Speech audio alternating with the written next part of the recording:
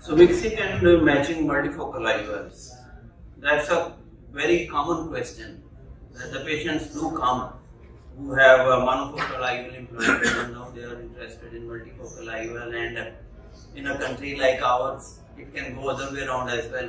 कि जब पहली आंख का करवाया था तो पैसे थे, अब हुकूमत बदल गई है, अब मेरे पास पैसे नहीं है, वैसे कह दिया।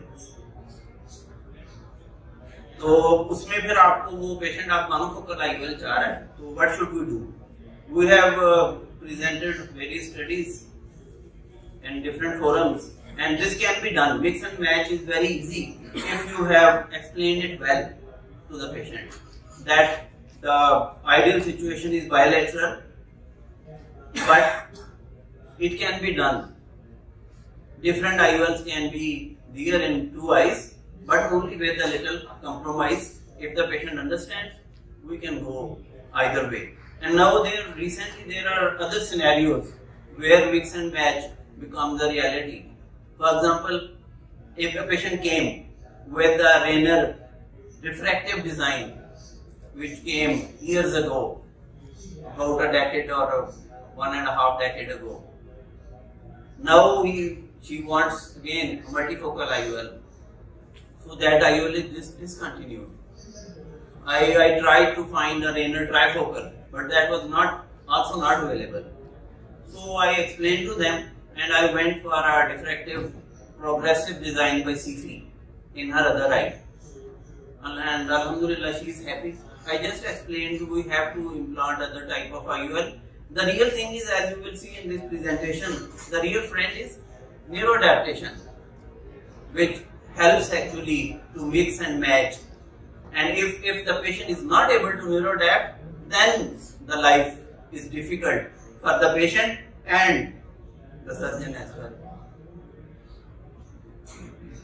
So this is our web address where these phaco cataract lectures, which we had a 20 hours online course we ran in Jinnah Hospital about 2 years ago, that is available on this address. Nisar करते हैं तुझ पर जो जान परवाने, खुदा करे कभी तू भी इनको पहचाने, न शौक कम हो न शम्मा की आंच हो मद्दम, गफूर इश्क का अंजाम अब खुदा जाने, क्या है जलना ही है और क्या होना है। So we will be discussing neuroadaptation and dysphotopsias, then the concept of bi-tri progressive focality and EDOF, and then we will just have a conclusion on mixing and matching the multifocal IOLs. This is my favorite picture actually. It helps to understand all these gimmicks of optics, of multifocality and EDOF and other things. As you can see, paraxial ray as near to the principal axis is, as less it will be deviated, and जितनी principal axis से दूर होगी उतनी ज़्यादा deviate होगी. तो जब ज़्यादा deviate होगी और paraxial focus से आगे बनेगा तो that is positive spherical aberration, और जब कम deviate होगी और paraxial focus से पीछे जाके कट करेगी principal axis को तो that is negative spherical aberration. और कोनाइड ऑफ स्टर्म को याद कर लें, यही चीज है जो स्फेरिक जब आईओएल डिजाइन थे, उनसे जब एस्फेरिक आईओएल आए तो हमने इसको कोलैप्स कर दिया कोनाइड ऑफ स्टर्म को. हमने आईओएल की कर्व को इस तरह से मॉडिफाई किया कि सारी रेज एक ही जगह पे जाके प्रिंसिपल फोकस से गुजरे.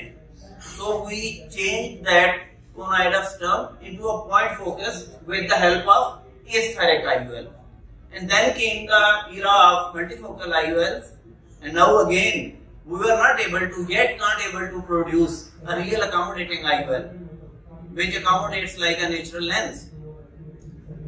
It is just an optics because it offers like our glasses, progressive glasses. It offers for near and intermediate foci, and the patient's mind and the retina interact to choose what focus to ignore and what focus to focus and see. So same thing which we got rid of by introduction of aspheric IOLs, we reintroduced it with introduction of diffractive multifocal IOLs. So in all these scenarios, I have already explained, neuroadaptation is the real key which helps to adopt. That's why on the day 1 post-op, a patient with a simple Fred Hollows or simple spherical IOL, about 1/10 of the cost of a very noble recent IOL, is as happy next day. And you cannot, if the patient is 6'6", both of them are very happy. The reason? Neuroadaptation. Because this is what the brain does. It, with the previous experience, it matches the visual experience of the patient, and then the things go in our favor. And that's the only art which General Madari Sahab, Professor Sahab pointed out, that you have to find out which patient will adapt. Type of personality, type of profession, all these things need to be taken into consideration.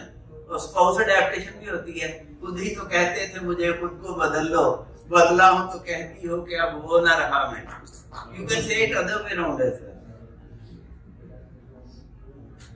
So why neuroadaptation differs in different IOLs? Because the better, crisp and a sharper image a retina will receive, the less processing it has to do. The less processing will be needed in the main vision receiving processor, that is brain. So the better the optics, the less neuroadaptation will be needed. That's why it is important to have good IOL design, and that's why the companies are striving to go for in search of better than the best. है जुस्तजू के खूब से है खूब तर कहां. तो डिस्फोटॉप्सियाज हैं जो डिफ्रैक्टिव आईओएल डिजाइन में बादर करते हैं, और उनको हमने डिस्कस कर लिया. जब कोई एक्स्ट्रा इमेज नजर आएगा रेजिडेंट्स के लिए, if there is any extra image in your visual field, that is positive dysphotopsia, and if there is any part of your visual field is absent, that is negative dysphotoxia. So most of the IOLs diffractive designs, they cause positive dysphotoxias, and mostly they bother while night driving.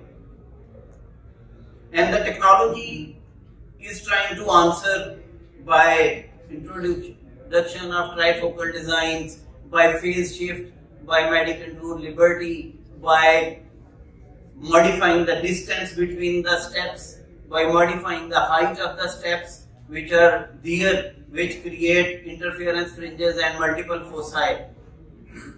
But as Apple and associates have studied, none of the diffractive designs is able to get rid of these dysphotoxias yet. The only answer is coming with this extended depth of focus technology. You see, these are various trifocal designs in which the gratings are produced at different levels. The height varies. Some IOLs carry these steps are there on the whole IOL haptic. In others, it is in the central 3 to 4 millimeters. But none of them is able to get rid of nighttime dysphotoxias, and they are rather contraindicated for the patient who really need professionally night driving. EDOF design concept is that the reintroduction of a spherical aberration in a controlled manner. You know, as I already told you, the spherical aberration ultimately has proven to be friendly because it will give multiple foci. If a patient's neuroadaptation is able to choose different foci out of a trifocal design, why not the patient's neuroadaptation and retina brain can interact to choose from a controlled, self-introduced spherical aberration. So that was the concept of extended depth of focus. And as you can see that with the aspheric IOLs, that a little off-centration, we were always cautious with the aspheric IOLs, that if it is off-center, it will bother. The spherical IOLs are forgiving, whereas aspheric IOL comparatively are unforgiving because of the same fact, because it doesn't carry depth of focus. So that depth of focus when once introduced in a controlled manner, like introduction of a button in the center of the lens, is known as extended depth of focus. And with this, we are able to get rid of most of the dysphotopsias. And our experience with the two EDOF designs which I have used, one is this Lucidis EDOF IOL. It is a monofocal with EDOF. If implanted in both eyes, it gives you about 80 to 90% spectacle independence. But you explain it well. The other is Lucidis, that is Eden, their trifocal design that is coupled with EDOF. And above all, there is a lens by CFI, which is progressive EDOF. So they have really shown a very good promising result in terms of decreasing the nighttime dysphotopsias and conferring the less spectacle dependence and more freedom from flushes. So this IOL selection and other things have been already discussed. In premium IOL practice, I always discuss minimize surgeon-induced errors and take care of your incision locations, take care of your A's and K's, and always know both steep and flatter meridian before placing your incision. Then your premium IOL practice will be a success.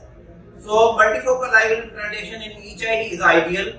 Multifocal and monofocal combination is near to ideal, and multifocal phakic combination is also acceptable, but only if you have explained it well to the patients all expected post-op results. Bilateral implantation of multifocal IOLs with mix and match approach ensures visual performance comparable with symmetrical implantation of diffractive designs. Unilateral implantation also serves, we have already discussed it. So in premium IOL practice, under promise, overachieve and celebrate your success. Ad se aine, vaste aur roshni. Images, lenses, mirrors, media and the light. Deedo basar ka unwa zere nazar raha. The topics which were always under my consideration are sight and vision. Thank you very much. Thank you very much, Professor Badiri. It was a very elaborate and detailed presentation on difficult aspects of multifocality. Any comment?